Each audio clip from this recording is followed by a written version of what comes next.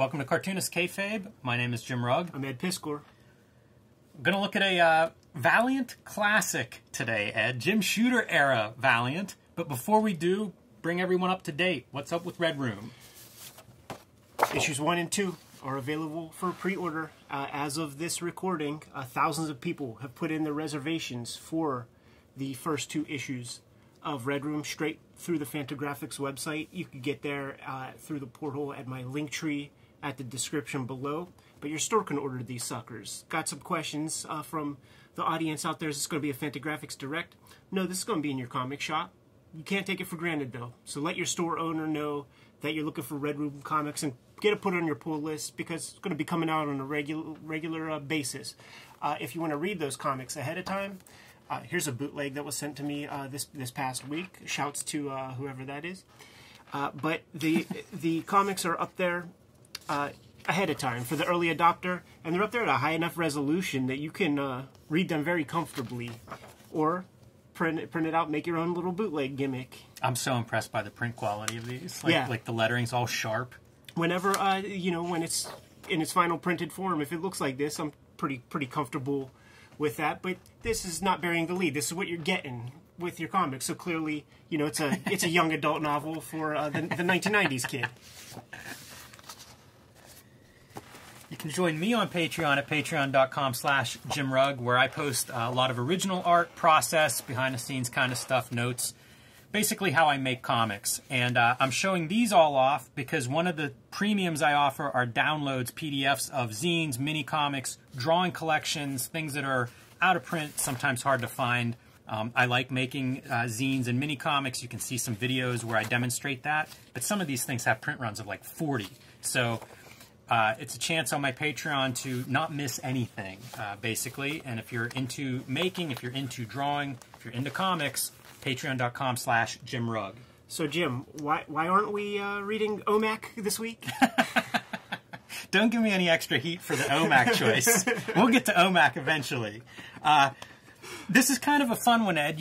We started this channel looking at Wizards from the early 90s. Obviously, we talk a lot about Image comics from the early 90s, and I often describe Valiant as the alpha and Valiant and Image is the alpha and omega of Jim Shooter. Yes. When Jim Shooter leaves Marvel, the Image artists sort of rise up as they break all these rules that he had in place. And, of course, Jim Shooter starts Valiant. He is the writer of Harbinger, I think, at least through issue 8, which is the Unity crossovers. He was the writer of most of those original Valiant comics, maybe 50 or so issues, and it is very much his way of making comics. It's very readable. It's every issue is somebody's first. Emphasis on these complete, satisfying, clear stories and characters.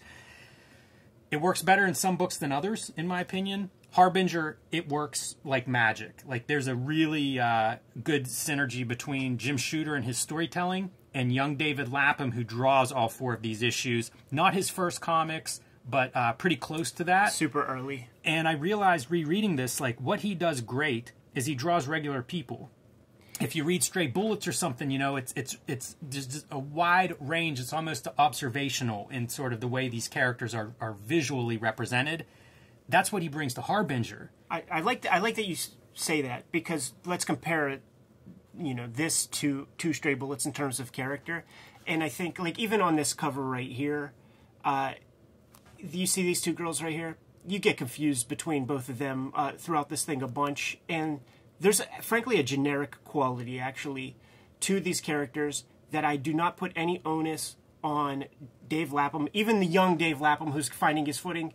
I put the onus on a young cartoonist with these bigwigs, Steve Mazarski and these cats on top of him, who are really making the decisions and signing off on what this character looks like, what that character looks like.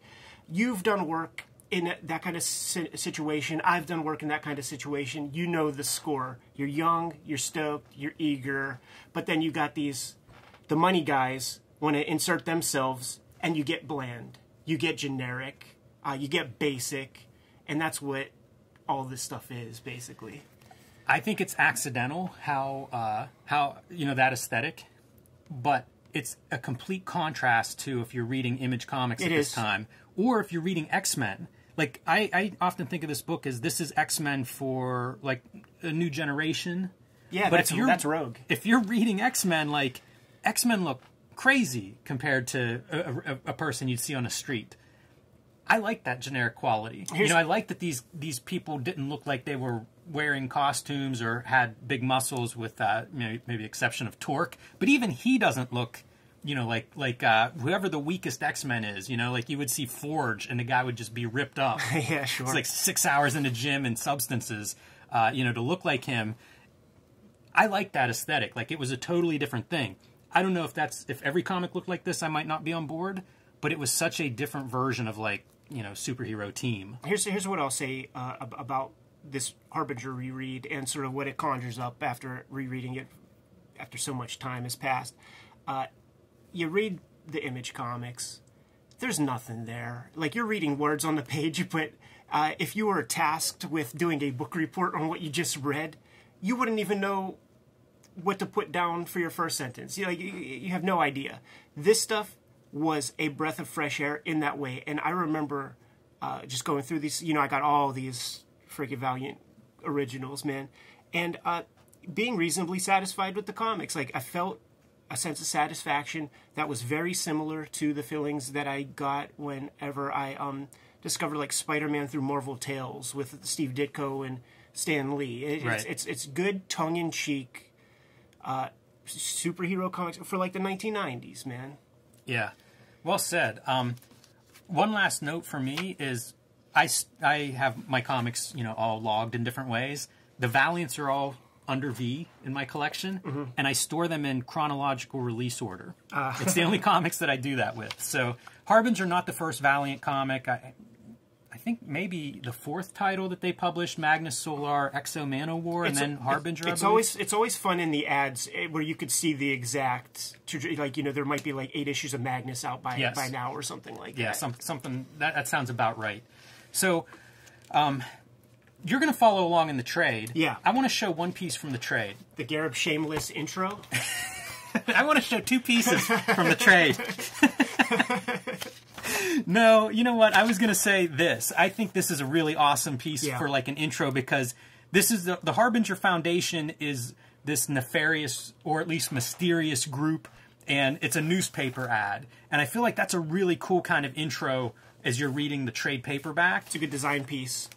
We don't have that in the regular comics, but I feel like that's a real good choice. And since you mentioned Gareb Shamus's intro, it's so calculated. I mean, this speaks to all the stuff you say about Mazarsky and the way Valiant was run and the way those guys thought. It was like, of course, let's get him in here because he will then promote the hell out of this through Wizard, which was already happening. But yeah, of course, like Wizard was instrumental in Valiant's success, I think. Yeah, with all their Wall Street bets, GameStop kind of shenanigans that they were pulling with this stupid comic. Yeah, that's putting it mildly, probably. Reminds me of Charlton Comics as I was rereading this because it has that sort of a certain bland, generic quality. Sure, yeah. Like, dude, it's been so long since I read this. When I was a kid, I called it Harbinger. Yeah, I had some pronunciation issues as a kid with this too. Children of the Eighth Day, I like that concept for a title. It's pretty fun. It's good to go through the issues too, by the way, because there are little each issue has a kind of new addition to, like, kind of the way Fantastic Four worked, where they don't even get their costumes the first issue. Right. It's like, this is our intro one. Issue 2, they get like some costumes. Issue 3, they get a vehicle, and there's some new villains. And issue 4 is just, tidying everything up. Speaking of like that generic quality that we keep referring to, what I mean by that is, like, this is a Mustang. It's not some Youngblood vehicle or, some crazy gun that looks like a real helicopter. Like, I feel like that kind of grounding is part of that. There's nothing about world. Yeah, there's nothing about Jack Kirby in any of this. It's all mid-level shots. There's no foreshortening in any interesting way. Right. It's just very basic, all ground level, like all eye level. Even these cars in the air and stuff, still eye level.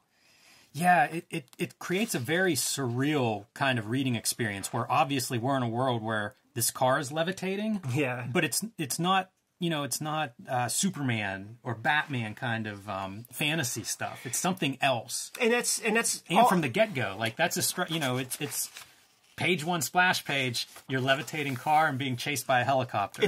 All of this is like so calculated for their promos and stuff. So like one of the things is they could fly, but it's not easy, and like there's language for all of that in here constantly. I have this power, but I don't know how to use it. Like they try to, that's their version of creating some kind of like real world pathos, or it's their way to divorce themselves from like a Marvel or DC where everything is fantastical.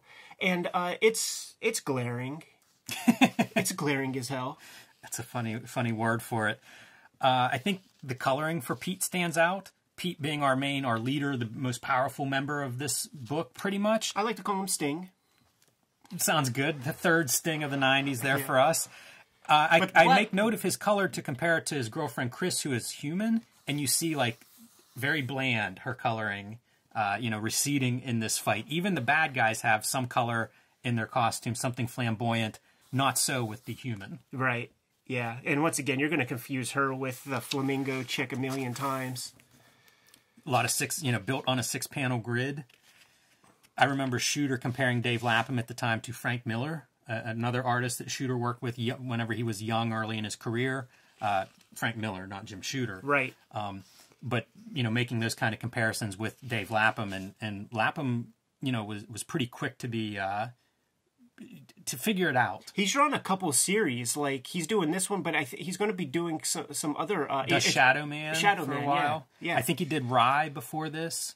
And then Wrestle Battleground Wrestling, whatever the WWF Valiant book was, I think was where he actually started out. Yeah, I was about to chime in and say, maybe this is the second time Lapham drew Sting, but no, you're right, it was a WWF book. A lot of backgrounds, a lot of believable backgrounds on every page. There's no just pure white or pure color background or anything. Like they are making these efforts to root this in kind of a real world kind of scenario, and once again doing work for these like upstart weird companies and shit. That was the mandate. Like they're going to pay this young kid who's new to the game, $50 a page or something. This is going to be good stuff, dude, because like I have a lot to say about the Jim Shooter Stan Soapbox stuff. Yeah, I was flipping back there. I wanted to see the year. This is actually, January 92. So this would have been before Image is actually publishing, but just barely before. So this is a world of like post Jim Lee X-Men, selling 8 million copies. Again, to make that comparison, because it is a similar concept. It's these teenagers with some sort of superpower that's manifesting itself and people who are looking for that. And you mentioned the great backgrounds, a very grounded world. I would extend that to the characters too. Sure, the people that you see, like old lady eating a hamburger, looks like an old lady. Shocking, Right, yeah. I say shocking, but come on, man. We've all seen a lot of characters that don't add up to that. Let's take a look at a Jim Lee Scott Williams old lady and see what kind of double lighting she has on her nose. Yeah. Breaking into the post office. So they decide their plan is they're familiar with Harbinger. Pete has had Sting. Sting has had some dealings with Harbinger, doesn't feel good about it. And so he breaks into a post office to intercept the mail that was going to Harbinger. These are kids who are reaching out because they have some kind of superpower, as seen in the newspaper ad that's in the beginning of the trade or here. And so the idea is, why don't we go talk to these kids and warn them, not to go that route. So that's what you see breaking into the post office, and this is fun, right? Oh man, I got the. It's worth a lot of money, man. Yeah. This is not a mint copy without the coupon, or as you say in Pittsburgh, coupon. Yeah, this was such a Valiant gimmick. They would put these in their first several of their comics, and you'd have to collect, in this case, 6 issues of Harbinger, and then you could get a Harbinger Zero. I do have Harbinger Zero. I do too. Which came out later, so I don't count it. If we're going to read Harbinger from the beginning, it's like... That's got them right. Start with issue 1. So this is their first stop. They're checking in this little suburban house with... I forget what Zephyr's name is. Faith. Faith, yes. So Faith is one of the people who wrote to Harbinger with her superpowers, which mostly consist of lucid dreaming, of flying. Sure, yeah. And when they show up, like, she's clearly a pop culture fan, and she's got all kinds of geek stuff. So they automatically almost write her off, like, oh, she's just a magical thinker. Right, exactly. And Pete kind of Sting demonstrates, like, what's up. You see Flaming Carrot Comics buried in there. It's kind of a strange one. Especially since Competing Company and all that kind of thing. Yeah, very peculiar. You'd think she'd be reading, like, old Magnus Robot Fighters or Solars or something. But nevertheless, they visit her. They come away thinking she's just, you know, a kid that dreams of superpowers. And as they're leaving, she comes flying past them. Yeah. He took a look in her head, and it seems like that unlocked her powers to some extent, which is something that's going to happen again and again as we get going, but it's the first time we see that power applied. And continuing their whole idea of, like, you know, this is the real world, like, you know, she is a Zoftic young lady that they do call Zeppelin quite often in this comic, man. Yeah, she should have come up maybe with a different nickname, because she calls herself Zephyr, and it kind of sets up future characters to poke fun. And we see that people are on their trail already. You know, that post office gimmick drew attention to them. So now they're living in a van. And one of Chris, the human girlfriend of Sting, one of her fears is, don't do stuff in my head. Yeah, for sure. I mean, and they call it, you know, mind rape in here. Yeah, they do. Yeah, and it is. Pretty strong phrase. It's this invasive thing, and that could be kind of, you know, it's Chris Claremont did a lot of that in his comics and stuff like that. So if this is possible in this world, like, you don't want that. You know, you start kind of overthinking about your whole relationship with somebody if they're inside your head and potentially making you do things you don't want to do. Yeah, by the way, they're all cold. This is Lynchburg, Virginia. I like that these are set in weird places. You know, this is not New York City, right? With the Baxter Building. All calculated, man. But they're all cold and stuff, so the easiest solution is just we'll all lay together. Yeah, but she's annoyed. She's annoyed by the girl. Yeah, they don't get along. So, you know, this is him doing his mental gimmicks. This is a good sequence, really. Like, it's him doing the mental gimmicks, and that's where she's expressing, like, don't fucking do that to me, man. You do that to me again, I will kill you in your sleep, she says. Yeah, and pretty strong. And you believe her. And then flip it. Like, they have their argument, all of that stuff, and then she, like, chooses. You know, they choose to sleep together, and I just think that's a good moment. But also, I think it's the stuff that's a little bit before there is you know, one of those things with superhero teams with these rogue kind of characters is where do they live? How do they exist? Like, what do they do? So they kind of make the pledge that they're going to use his powers to do whatever's necessary to survive, with the idea that when they come across some money, they'll repay all debt. So, like, they stayed at that hotel that one time, they'll repay that debt. Like, they're gonna, you know, keep a tab running, keep track of that stuff so that they can, you know, take care of that. Which I thought was a really nice touch. It's pretty good. That is all in this scene. This is a hell of a scene, man, because they do so much stuff here. They establish that what he does to people's brains, the reason he's called Sting is because it physically hurts. Yeah. And he can massage that a little bit. He can make it worse also. And Chris refers to this as a war, which is their justification for we'll borrow these things and pay people back. So one of the Harbinger offices, I don't know if this is their main office or what, but it's in Atlanta, Georgia. And that's where we see Sting next. And he's in there kind of looking at files and going through stuff, where he confronts one of their, I don't know, upper management guys, but also finds another potential team member. I refer to them as Harbingers, but that's not right. Like, the bad guys are the Harbingers, so I don't know what Sting's team It's a weird title for that reason. Because you see them there, you see Harbinger, and you automatically make the association, but that's not the case. Yeah, so his new recruit is supposed to be this bombshell named Flamingo, whose powers are flame. I mean, here she's burning her clothes off. Chris is not a fan. So she's pointing out, Chris, the girlfriend, all you're doing is bringing women into this team. Like, what are you doing? Yeah, for sure. Which is another pretty good piece for teenagers. That character, it is rogue. she's like the Southern Yes. Belle, or whatever what's the archetype that Rogue is, where it's like call people sugar and be kind of like a coquette, Yeah, it's something Southern. like some Scarlett O'Hara kind of thing or something like this.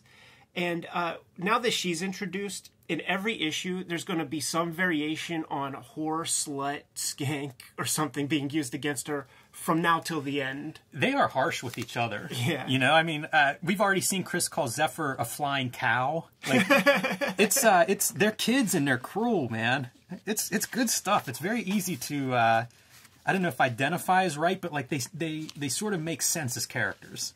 And they don't get along, and why would they? You know, like what they have in common is very little. And you know what? That's good that you bring that up, because when we start mashing these characters together, they really are like the kids at that one lunch table that are there by virtue of everybody else castigating them. Yes. It's the Island of Misfit Toys kids, and I hate to plug my own stuff, but you all remember this scene from the Plain Jane's cafeteria intro. you go like. You walk past that table and you just hear bickering, like you just assume that they like each other, Or you hear nothing. They're all sitting together, but they're not talking. But that's the Harbinger kids. Yes, yeah, exactly. Look at this Ginger Adonis. Yeah, what Pete stole from the that headquarters was just more files on all of these people who have written to Harbinger and what the reviews were, and they're like graded out as to what they are. So Chris wants to, let's go investigate this guy. And he's this big muscular dude. He's a mechanic. And turns out he's sort of not just big and muscular, but stronger than he should be. Right. And, of course, Sting's not on board for that. And he's illiterate. Like, let's have a fat superhero. Let's have an illiterate superhero. Yeah, there's some stereotyping, too. Like, the big strong guy is dumb. Yeah. I love that he doesn't have a shirt on, though, because I grew up in a very kind of redneck hillbilly area. There were always dudes that had to take their shirt off just walking from the car to the mall. It's too hot out here. I mean, your neck gets red for one reason, man. The sun has to hit that shit. He does have a cool car, though. The car from the cover. Really bad hair, though. Yeah. But these girls don't mind, man. They're getting wet all over him. I feel like the Torque could have walked out of that Battleground, that WrestleMania comic. Sure, Battlemania? I'm going to figure that one out before we're done, maybe. But he feels like a wrestler of that time period. Yeah, like a jobber. And you know what? This is a jobber comic. Like these characters are jobbers, man. The dynamic between Flamingo and Torque is really fun because Flamingo kind of throws herself at him, and he's rude to her and dismissive. He gets the puss already, man. Like so it's like treats her terrible. Go get me a beer. She's just another one, just another notch, man. And by the way, Torque eyeballing Chris. That's a fun panel. You know that. This is the stuff that Lapham does really well and probably Shooter emphasizes, but you see, like, okay, we're moving, right? We go from these two, he's going to walk over to Chris in the distance, and now Chris in the foreground as Torque is coming in. It's storytelling 101. Like, you're not lost at all. Early on in Jim Shooter's scripts, he basically drew the comics. I don't know about Valiant era, but that's his training. That's how he thought comics were written back in the day, so maybe he still was providing thumbnails as part of his process. But I will say that these kind of storytelling things show up in Stray Bullets. Like, Dave Lapham learned a lot at comic book boot camp that was Valiant Comics. Yeah, for all of our, I don't know, possibly negative, criticism about it being generic, it reads so well. And when there are these like medium shots that aren't dynamic at all, but the characters are interacting in some sort of dynamic way, I think they work really well. When a character's punching each other or they're kind of fighting, it looks good. It looks, again, easy to read. And that counts for something, I can't imagine what the Jim Lee, Rob Liefeld version of this kind of scene would look like. Yeah. I mean, these characters on page one have more character than any Image character in creation in 1992. It's a very different approach to storytelling. It is, and it's something that we're more used to. And like I said at the beginning, it was certainly a far more satisfying read. I had to, I was into the glitz and all of that. I had to put up with this artwork kind of under right. under protest, yes. But I felt good about the experience after reading these issues when I was a kid. More so now. Worth mentioning too is the color. Anytime another company pops up, all the way back to Pacific in the early 80s, you'll see, like, how do they compete with Marvel and DC? They almost all do a higher quality coloring. I'm not sure what this is. If it's painting, markers, combination of the two. If it's a blue, it must be a blue line method. Yeah, it's definitely blue line. And a couple teachers at the Kubert School were Valiant Color. They were a part of Nobro, the color jobbers, and it was actually Doc Martin dyes. Okay. That were used, which is very interesting because these colors are subdued a lot, and that's where we would get into the various skin tones that you would mix so that they weren't too poppy and shit like that. All things that they learned while at Valiant. I'm going to give credit to Janet Jackson, who colored a lot of these early Valiants. I don't know exactly who develops it, but she's the name that I would always see, so that's who I'm going to call out here. The other name that I'll mention, you already covered Nobro, I guess probably their bullpen of colorist people. There's a Maria Beccari who is credited in the trade paperback along with Janet Jackson and Nobro. I wonder if that is future Maria Lapham. Oh, interesting. I have no idea. Just the first names lined up, so it was a piece. And here you see suddenly, this is Torque's manifestation of powers, is whenever he and Sting got into it a little bit, Sting did his brain zap, and the result is Torque's, big muscular physique is actually even stronger than that. It does wake up some sort of superpower that was in him, and now he's part of the team, and Sting apologizes, and they've got a new member. Just in time, because there's a spotlight on Zephyr. They found him. Yes. The Harbingers have come to collect some of this new specimens here from this team. And Torque's not the only superpower in this group. We see him throw a sloppy punch and miss, and we see the Harbinger version punch him into his car, destroying the car. Yeah, good stuff. That jumping out of the helicopter has become an iconic scene. I feel like that's something you see in both superhero movies and comics for the last several decades. And I guess maybe special forces too, maybe real life too, for all I know. And this is the first glimpse of the team having, like, let's work together, or let's survive this battle out of instincts. But it's what you want in the team book. Like, this book does follow what you expect out of, like, a team comic. Yeah. And does all right. They sort of piece together what amounts to a victory, with a big help from Sting wiping out, several of the members, or several of the Harbinger team. And they survive their first battle, and that's your end of issue 1. Yes. And the Nobro here is referred to as the Knobs. Yeah, exactly, man. So Jim Shooter has, in every issue, he's got his Stan Soapbox thing. Mm-hmm. And it's almost always the same stuff, and it's puffing up the sort of Valiant, what separates Valiant from everything else and makes it so cool. But they do that in this way where they try to shoehorn in a fun, like, working environment and cool bullpen aesthetic. Like, we're going to sell the idea that there's a cool bullpen. So, like, Nobro calls this guy King of Pain, and they go into a whole long thing about how that's funny. And I'm glad they explained it. Yeah, totally. And this might not be the one. Oh, yeah, we're talking about gimmicks. So, Jim Shooter's making the argument that his gimmicks provide value, yes. not like the 5 variant covers. That's just cheap. Our gimmicks provide value, and then there will be other ones where it's like, nah, bro, that's our young upstart artists, and we don't have a dress code. And he goes into the thing. When I started working for DC Comics, you had to wear a suit and tie to come into the office, and then Marvel ate their lunch for decades. But now Marvel's complacent, and we're here, and we have Nobro, and my desk intersects between Nobro and Escalade Way, or like something like that. And then you see him with his, like, he got that professionally shot with his suit and tie on and stuff, and not even a semblance of, like, a smile or something like that. Very serious, man. Besides he goes through those gimmick things, and then he comes down to, by the way, Valiant's Magnus Robot Fighter 1 is going in the trade ads between $8 and $15. Now check and see how much your X-Force number 1 is. Yeah. and it's such, man, is this a shit time for comics? Like, these guys they're all scumbags. Yeah. He's in the other ones too, like, because he's the guy writing this, so he gets to write his history, right? and he was talking about like, oh, I left Marvel because of we weren't able to get the guys paid the way I wanted to. It was all him being a superhero and stuff. Yeah, I think he left Marvel because the new universe didn't do what they hoped. These are a zine. Eli. Eli.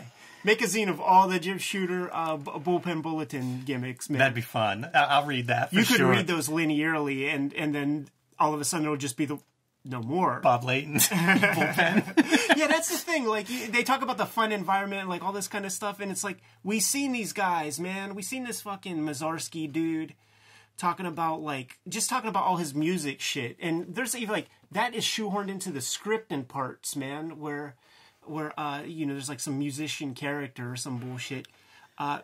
These are square ass old dudes trying to make comics for young people and stuff, and they kind of get it, but not even close. Certainly not aesthetically. I think that's part of why Harbinger works, because the last paragraph here is Harbinger is largely the brainchild of penciler David Lapham. So you've got the only book that kind of connects, at least with me in terms of whenever I was young reading this stuff, was Harbinger. Yeah. And here we learn that David Lapham, their young artist, has some real creative juice in this. He takes over writing this book. So, that's probably, like I say, out of all the Valiant books, this is the one that I enjoy. And it probably is because it's the only one that has that, some young person somewhere involved in this creation.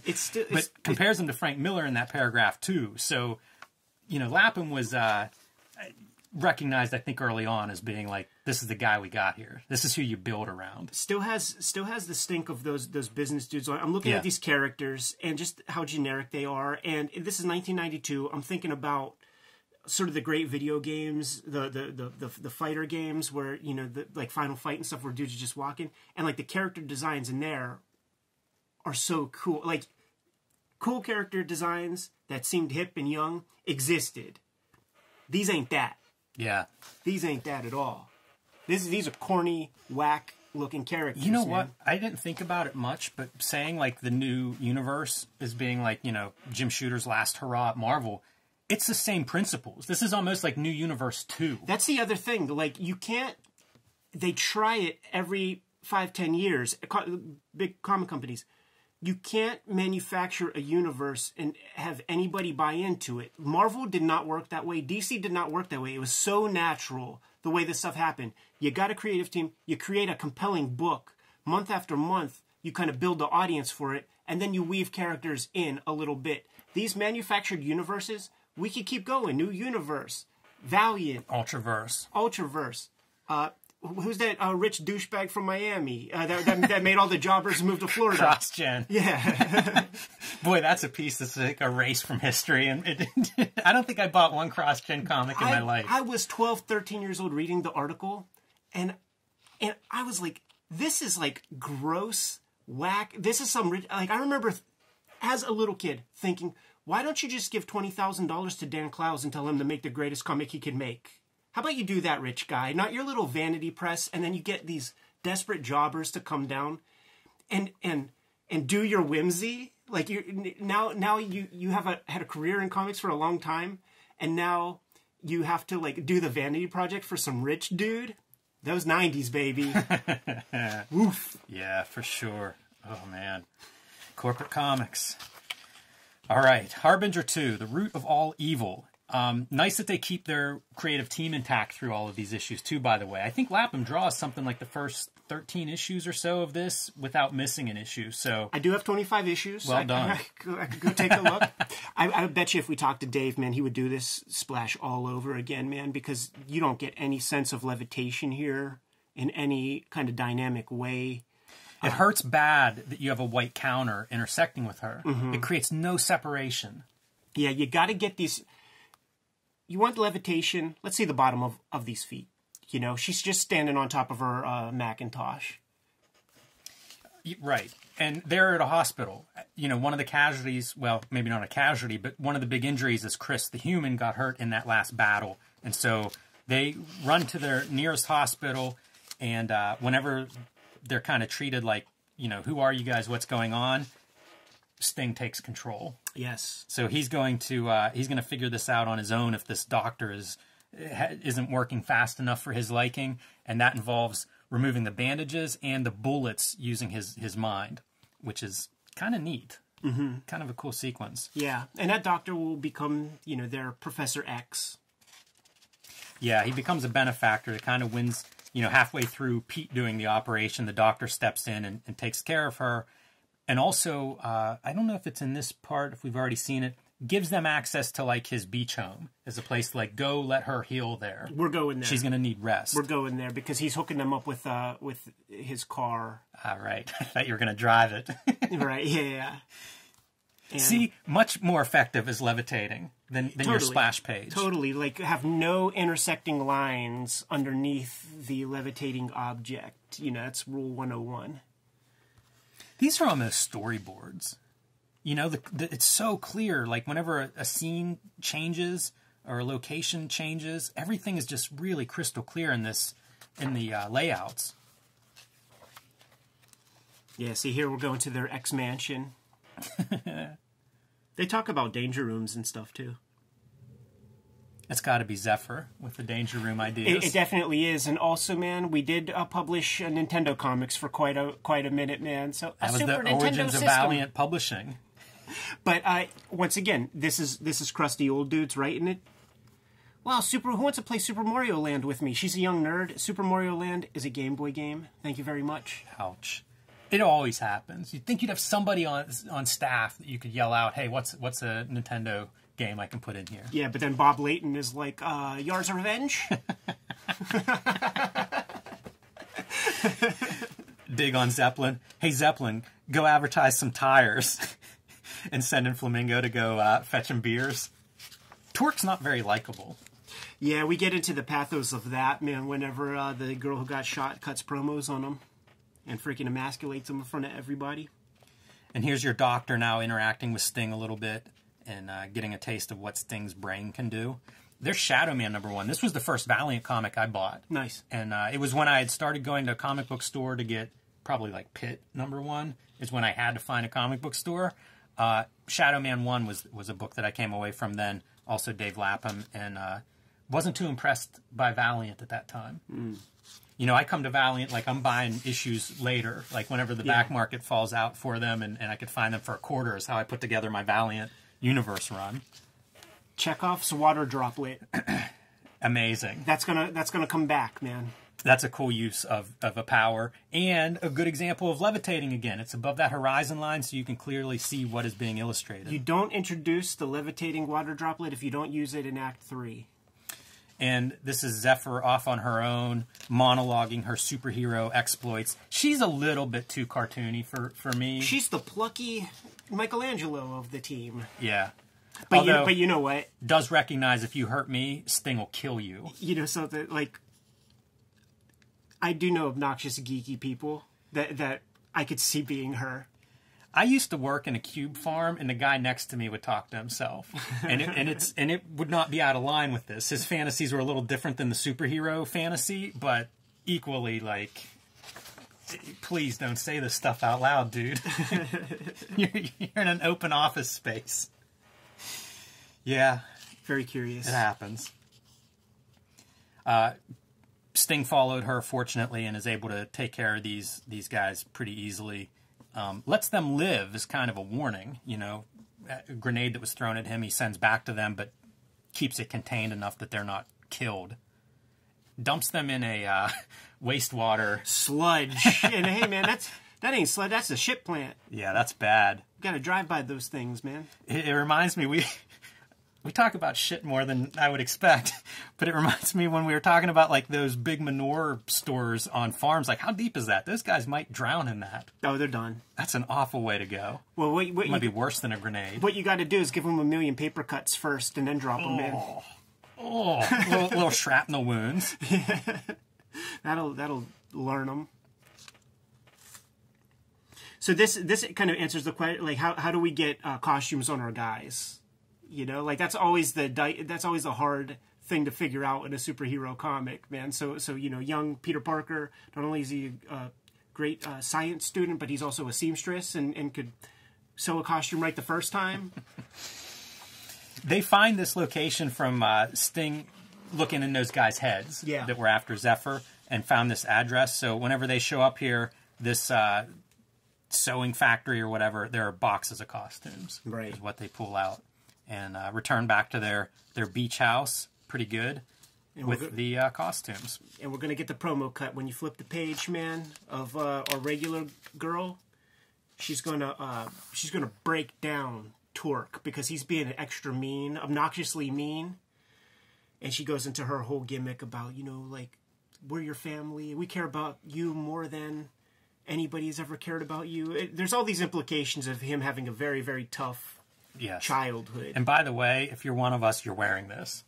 Right. Chris is tough. She's a kind of a strange, almost dual leader with Sting in this. She probably has more vision for what's happening than Sting does overall. Cars going off. Photo background. Yeah, very interesting. Very interesting, man. Very Otomo-like. They are going to, I guess, confront the Harbinger Corporation. So boring. Weak-ass costumes, and these guys are all just chilling. They are super boring. I always think of, like, Hardcore, a series that they would, Valiant would publish, I don't know, a year and a half after this. And it's the same deal, where it's like the most generic, man, talk about an uninteresting group. I think it is on record on one of our Wizard episodes where you say, like, if Jim Lee, because Jim Lee drew that cover for the first one, if Jim Lee can't make your characters look cool, you need to rethink them. Another example of that, Harada, the leader of Harbinger. Wow, not an interesting guy. Like, this is your arch villains. The book is named after this corporation, this evil corporation, and this is what they're represented by. There's your team. There's your leader. Oof. Yeah, like, a part of me, it was like, are they trying to go for, like, Kid Miracle Man, like when he was in his businessman face? But this guy, he never gets a puss on his face. You know what I'm saying? Like, he's always just like this wither old Uncle Ben looking character. Yeah, this idea of, like, we're going to do superheroes in the real world, which is practically the foundation of every superhero thing. But, man, they're really trying to stick to that. And I don't know, at some point, give us something. Try to excite us in some way. Well, the Double Dragon ad is pretty cool. Yeah, you're competing against stuff like this. This is in the pages. Right. We know what cool looks like. Yeah. Funny to see, like, Acclaim advertising in here because they're going to buy Valiant. Yes, they are. Within a couple of years. Yes, man, the time frame for everything is so fast too. Like Jim Shooter, year and a half of Valiant, and he's out. Another year and a half, and Acclaim buys them. Doesn't last. None of these reigns last very long. But back to the comic and the showdown with the Harbinger soldiers, or I don't know what these guys are. They're sort of generic team, and then the Harbingers, like the the evil version of Sting and his team. And it turns out it's a little bit more than he was expecting. They're somewhat overwhelmed. This is not going well. Time to bust out our water droplets. Gotta wake our dudes up. Yes, there is a pool. Yeah. If you can do this with a pool, I feel like maybe you could do other cooler stuff with your powers. But it does seem to help. It wakes up the team that had been overwhelmed right away. The water wakes them up, and so we get to see Torque going crazy, trading punches with their big tough guy. I don't know that Zephyr has a lot to offer. She literally sits on somebody.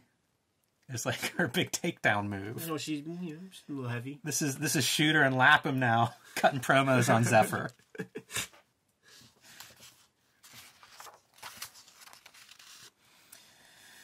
And I guess it is a success, right? They end up stealing a bunch of money from the wall safe, so it goes okay.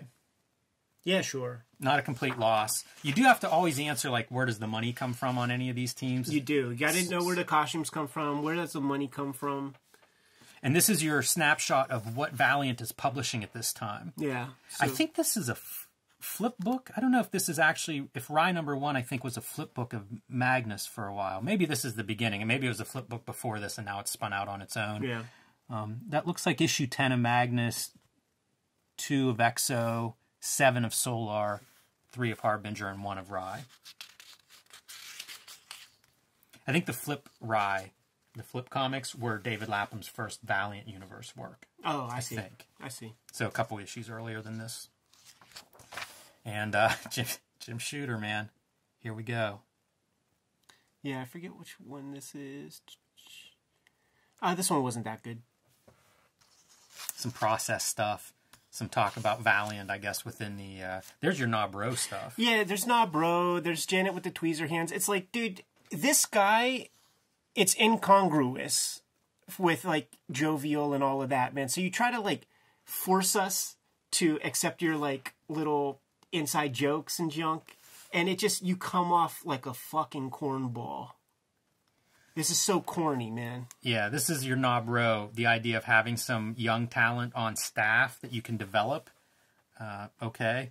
And then it says a lot of our knobs come from the Joe Kubert School of Cartoon and Graphic Arts. So a little shout out to them down the road. All right. Moving on. So that was your big Harbinger showdown in issue 2. Kind of makes sense. It's set up that they're the enemy in issue 1. So issue 2, we get our big fight. And now, something different. We see the moon. We see some kind of creature. Yeah. And the team is fighting this creature, whatever it happens to be, apparently alien, right? The aliens were a big part of Valiant for anybody unfamiliar with the Valiant universe. That was one of the factions that was huge for Exo-Mana War, but I think, you know, kind of crossed over the whole universe as being one of these big villain groups.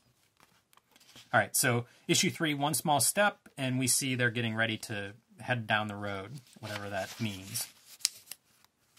Yeah, still hanging out at their Professor X's house, who's, you know, basically Dr. X. Dr. Huxtable. Yes. Yeah, kind of helping them along. They're flying, and they have a lot of cash, so they're flying first class. I don't know why this is funny to me, but every time they decide to drive somewhere, talk about calling attention to yourself. It feels like one of them, the brains of the operation, should be like, "Hey, we're not in a rush. Does one of us know how to drive? Torque, put Torque behind the wheel." Yeah, he knows his way around a vehicle. They're going to continue their investigations on potential Harbinger kids to come across this little hacker boy. Yes, named Axe. And all I can think of is Axe body spray. This dude is a very unlikable character. Right. Portrayed as such. And once again, the Steve Mazorsky gimmick, he's called Axe because he shreds on a guitar or some bullshit. Because of the way I play my Les Paul. Terrible. But he is a super hacker, and so that's what they also, in addition to stealing money from Harbinger, they stole a bunch of like hard drives and files and things, and they need somebody to open those things up. And so that's what they've come to him for. He brags about how easy it is to get into stuff like the CIA. Can't get these Harbinger files open. And that's where Sting comes in. Yeah. Let's activate this guy's brain. It's a little gimmick in him, man, and then he could brute force some passwords after that. Yeah, he is down. Noteworthy is, like, this is the team voting on whether he should be part of the team, and the vote is mostly like, none of us like him. This guy's a jerk.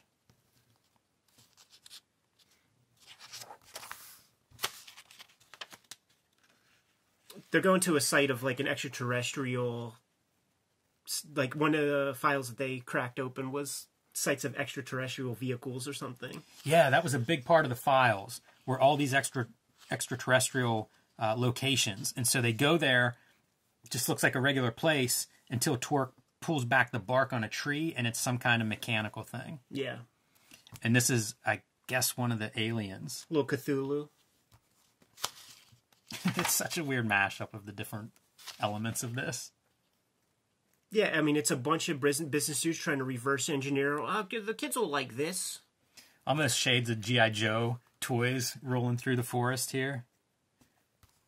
Like I said, these aliens are a big part of the Valiant history. So, I don't know. Maybe it's a plot line that eventually comes up. I kind of check out after Unity. Mm-hmm. It's about as far as I get. So, certainly possible that they become some giant storyline. But they have a long history. Thousands of years of visitation here. How much does that look like it's out of Watchmen? Sure, yeah. It also has a little bit of the bug features of, like, the Dave Cockrum Imperial Guard ships and stuff. But we got to have Harbinger get a vehicle. Yep, it's their taxi to the moon. Yes. And this is, again, where the hacker comes in, because he's able to make this thing fly, kind of tap right in, speak its language, control it. He's an electrical genius, man. He made a vibrator in science fair class using his mom's chicken wire.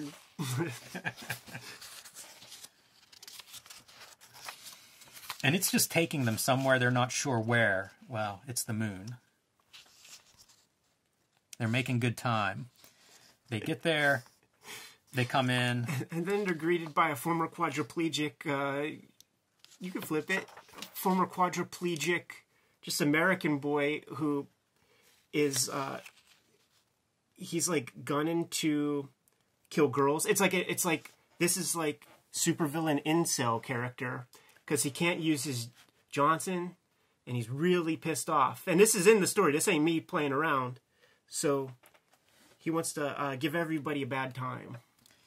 Yeah, this is a real dark kind of storyline. Yeah. They're all gassed whenever they get there, and I guess the plan is to kill all of them. But Axe, being a man with needs, wakes up Zephyr to be like, "You could be my human companion here." He's going to work for those aliens and this like cyborg sicko. Yeah, well, he's going to get his Johnson singed in a minute. Yeah, literally, huh? For real. It's several panels are devoted to his crotch. Zephyr's a good team player, so wakes up the team, and just in time to confront the aliens. It really is like a young Magnus type character with that costume. Yeah. Yeah, you talk about the Flamingo and Chris looking the same. Yeah. But you're right. Like, that's totally it's boy Magnus. Yeah, there are types. But I guess that's superhero storytelling too, right? You get like three body types, yeah. Color the hair different if you want them to stand out. And you know where the generic qualities of the comic come out a lot is in these kind of fight scenes. Sure. They're just not very dynamic. And it's kind of cool if it's two human-looking people maybe punching each other. It gets harder whenever you start trying to figure out like aliens and mind shit and everything. There she is, man. She's clutching his thigh. She's being that coquette kind of girl. I could be hot when, she's begging off or whatever. It's like trying to suck up to him like Scary Sherry would do. Dude, I heard you were going to keep Zeppelin. You could have me if you want. And then hits him with the jewel sacks, man, with some fire. Yeah, she can be hot, lover. Really, very hot. Nasty. And he's down. The proportions of this character are really cool. Because it's off. It's wrong. That's a good tip. Yeah, I think that's a good thing. Like you'll see in this is the one, man. Like when I got started, DC Comics was the dominant player. But then they had a stodgy atmosphere, and Marvel took over. During the '60s, Marvel ruled the roost. But now it's the '90s, and Marvel has all the advantages, the name artists, all of that. But they're complacent. That's where we come in. Marvel is run by financial people. Like, when he says all of this stuff, it's like, you got funding, you got these douchebags from outside. Whenever we see you guys in Wizard articles, you're all wearing power suits and slick back, like, yuppie Gordon Gekko ponytails and junk. Yeah, and it switches so quick, right? Like, they're best buds here. He's gone in 6 months, like... It's like the 2-year anniversary of one of those Wizard episodes, and a trailer popped up on Facebook, and it was in the trailer. It was you were reading verbatim a part where Mazarsky is like, all that we're missing from Jim Shooter's Exodus is his great storytelling ability, and you're like, yeah, no problem. That is the Valiant gimmick. Look, Jim and Steve's excellent adventure, next issue, How We Almost Bought Marvel. Jim and Steve. Man, not Jim and Steve 6 months from now, right? That's it, man. All right. And the last issue that's in the Harbinger trade is issue 4. I will point out that in the early days of reading Wizard, they would have like the top 10 sought-after back issues. This one charts early and often and high because it is like the lowest print run of the Valiant books, and I believe that print run is in the 30,000s. I think. I love it just because they were trying to goose all these things, man, and talk all that shit, and it's like, yeah, you get 1 month of that. So here we go. Torque on the cover, Torque down. On the reread, this surprised me because we can do spoilers on a 30-year-old book, right? That nobody reads or cares about? Sure, why not? That nobody knows? Like, yeah, exactly. Because, by the way, I read it, and I don't even know what the spoilers you're about to tell me. I think in issue 6 he dies. I was thinking it was this issue. Like, there's all this stuff that I remember from Harbinger that I thought was in the first 4 issues that's actually maybe the first 6 issues. The up to Unity, I think Unity 7 and 8. But there are some big things, and one of them is, of course, you know, death of a major character, at least one of the founding members. That is... And this cover looks like it. Yeah. You know, like it feels weighty and stuff, and that's probably why I thought of it. Boy, he's always getting his ass kicked on these covers, man. That is one of the great jump the shark kind of tropes, right? You kill a character, try to goose up your sales again. All right, issue 4, pick up, continuation from issue 3, so a little bit of that decompressed storytelling, but we're resuming our battle on the moon. Axe is still holding his crotch. Yeah, he's going to be holding on to them genitals, man, for a good portion of this issue. Yeah, this character's really strange. This bad guy character, like, is a design and the way it looks just bizarre. It's almost like the Hypernaut, the Steve Bissette colors and stuff. Yeah, it kind of does look like that. I think you're supposed to see, like, guts or something on the inside. Yeah, I couldn't tell what that was supposed to be. It kind of looks like a marijuana leaf or something growing out of his stomach. She melts the floor, he falls through the floor, and then she frees up the team. So, Flamingo coming through in the clutch. She got to do something, man. That's a big one, man. She saved the day. They hop back on their ship, and they tell Axe, get us back to Earth. And take a look at his... What's going on down there? How much damage did Flamingo do? And it's all kinds of, like, very little, blah, blah, blah. But only second-degree burns, which I think is just like a sunburn. I don't know. But also, like, how does she even know what it is? Yeah, Could you identify a second-degree burn? Could be herpes. Could be. That's exactly where I was going. That's right. Could be tuberculosis. You never know.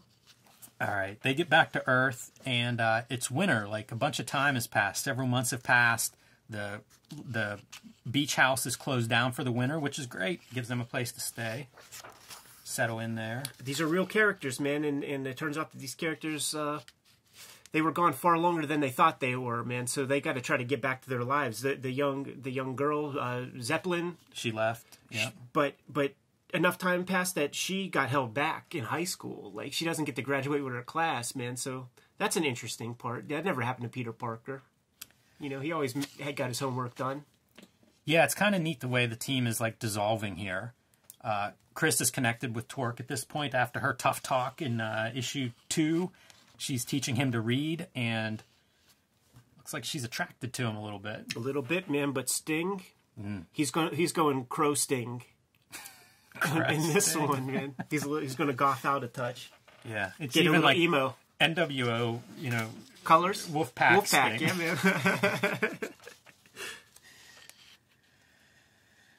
man. Axe cleaning out their locker at the bus station because he's a scumbag, and connecting with Harbinger.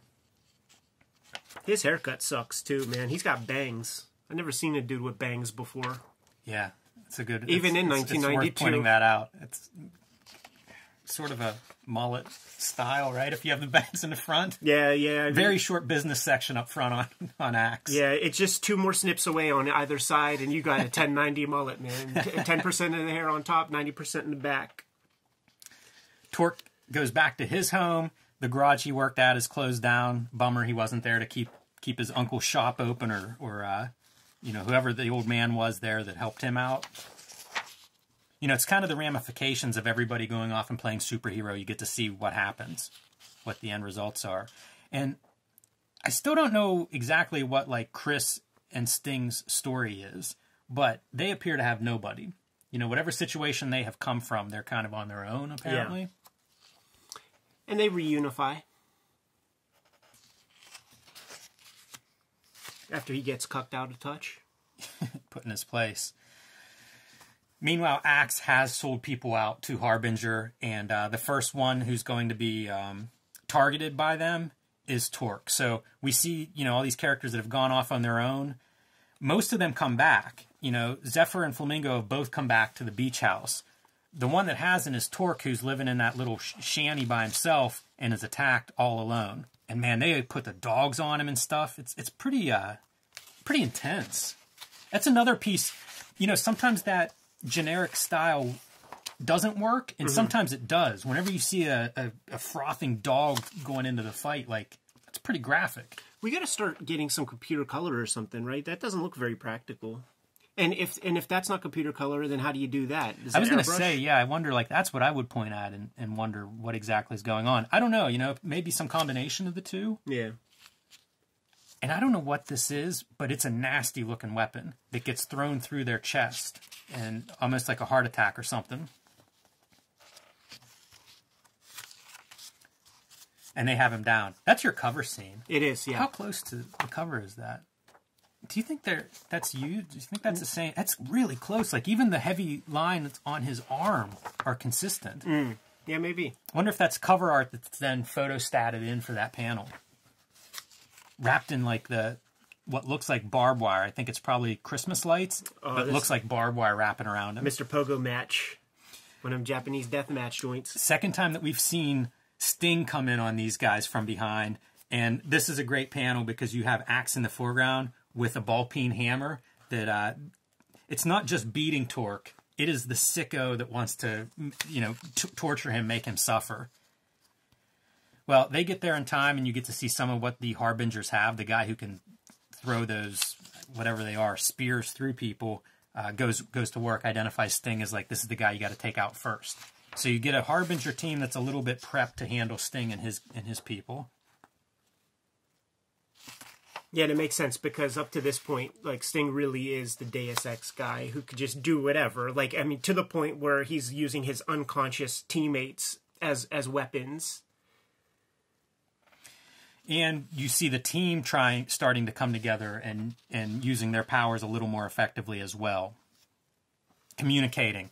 This reminds me of, like, sports teams you hear about, like switching on defense or whatever. You got to talk to each other out there. Yeah, and that's what they're doing. Flamingo and Zephyr there working together, and slowly Sting regaining his wits enough to knock out the guy who is the big threat. And Axe gets the drop on Chris, but Torque has recovered and rescues Chris, continuing their relationship dynamics. Yeah, you got to have the triangle, the love triangle. It's very important in these kind of team books. And Chris has some fire in her, says, to Torque, let me have him. I'll take care of Axe. And they go back to the crotch trauma. Yeah. And that's it. That's your Christmas story for Harbinger. That's the end of issue 4. That's the end of the trade paperback, and that's the team together. They've kind of bonded through fire. They've been there for each other. They've tried people who didn't work out. Pretty good use of Axe coming in and not being a fit to make the people who do fit kind of it's not default what this team is. It's at this point trying to work together. Right. And here you have Jim and Steve's excellent adventure. Yeah, man. And in the last issue, talking about Marvel's run by money people, by financial people, blah, blah, blah. And then this is about him creating, like, a shell company with Steve Mazarsky, getting funders, getting money people to get backing, because basically, like, he had inside knowledge that Marvel was going to be up on the auction block at a certain point, man. So he got a bunch of people together. And they even called the company Marvel Acquisition Partners. Yeah. And obviously, Ron Perlman, not the guy who played Hellboy, is the guy who won out and ended up buying Marvel. But $71 million here, is that what they put together as an offer, I wonder? I think that's just a kayfabe number. Like, it's just like, he's throwing a big number out there because he talks about that being like a lunch or some shit. So it's like, it has nothing to do with that. It's goofball stuff. And then, this is fascinating stuff, is like companion to the Wizard stuff that we go through, where you do see Marvel selling off a bunch of stuff, acquiring other things. Like, it's such a, it's such a, almost like these companies that buy a company that they think is undervalued and then break them apart. Like Marvel was in people's hands that were of that sort. And so you could see why somebody like Shooter's making a move. I remember there was like rumors at one point of, some of the Image guys trying to make bids on Marvel as they go into like bankruptcy and stuff. Man, that 90s comics history is such a wild time. Yeah, I mean, I personally kick this camera off. I will tell you a story of 3 very, very rich creators who try to pull their money together, and just one of the guys didn't want to put that much in. But, you know, it's fascinating stuff. Here's what I'll say about this as a reading experience, as about the Alpha Omega of Jim Shooter, Image, and Valiant, is that this reads as a very good, suitable kind of first round of issues for a series, and almost none of the Image comics work that way. Savage Dragon did, Spawn did to a degree. You got like a little bit of an origin and stuff. Every other issue, first issue of any of those Image comics read like an issue 30 or something. Like we talk about it where the storytelling is done in interviews and elsewhere. Whatever those guys were into, like, it wasn't good for like an introductory effort for a comic. And this is the opposite of that, man. Like, you get a good clue. We don't exactly know what the stakes are so much, you know? Like, we get the clue that Sting doesn't like Harbinger, but maybe that's like you leave a couple of dangling threads to explore later or something like that. It works. Yeah, the dangling thread thing, to that point, I mean, the fact the book is called Harbinger certainly points at some bigger plans for that, and you know, I guess they come to fruition. I think around issue 25, which is my cutoff in my collection, is like the big showdown with the leader of Harbinger. Somebody might die, whatever it is, but you know, like that is the big build there. So that's probably your biggest hint. I love seeing Dave Lapham do this kind of comic. Like, it's real neat to see what I think of as a non-superhero style being applied to superheroes. Not something I saw very often at this time period, so something that stood out. And then interesting to think, like, I don't know, a year and some change, we're going to see the Image, the Alpha and Omega crossover of Image and Valiant coming together in Deathmate. So, like I said, you know, the back matter is them talking about buying Marvel and what Marvel's business stuff is going on. And the front matter is, you know, this is kind of the same. It's in play, right? It's like Valiant and Image become the Wizard poster children. Got to do a crossover. Of course, you know, it makes so much sense. Just from like the pencil put you know, the Mussorgskis in the back being like, of course we have to do the crossover. We'll get Gareb to write the intro. Jimmy, not until this very moment did I realize that we're gonna have to do a Deathmate videos. Man, I realized that like 3 years ago. Should we get out of here? That's it. That? Yeah, let's wrap it up. Kayfabers, like, follow, subscribe to the YouTube channel. Hit the bell. We'll notify you when new vids are available. Jimmy, what do you have? Join me on Patreon at patreon.com/JimRugg, where you can see my own comics making process, original art, comparisons of comics that I've done, notes on what I would do differently and what I have done differently in some cases. You can find all of that and more at patreon.com/JimRugg. Red Room issue 1 and 2 are available for pre-order through Fantagraphics right at this very moment, but it is not relegated to a direct publisher relationship. Like, these comics are going to be in the comic shop, so bug your comic shop owner, get it put on your pull list. It's going to be coming out on a monthly basis. Patreon.com/EdPiskor is where you can read these comics ahead of time. $3 gets you the archive. There's about 100 pages up there right now as of this recording, and I put new strips up every Tuesday. You can subscribe to the Cartoonist Kayfabe e-newsletter at the links below this video to keep up with everything we have going on and coming out. You can find Cartoonist Kayfabe t-shirts and merchandise at the links below this video. Jimmy, give them one more set of merchandise. We'll be on our way. Read more comics. And make them OMAC next time.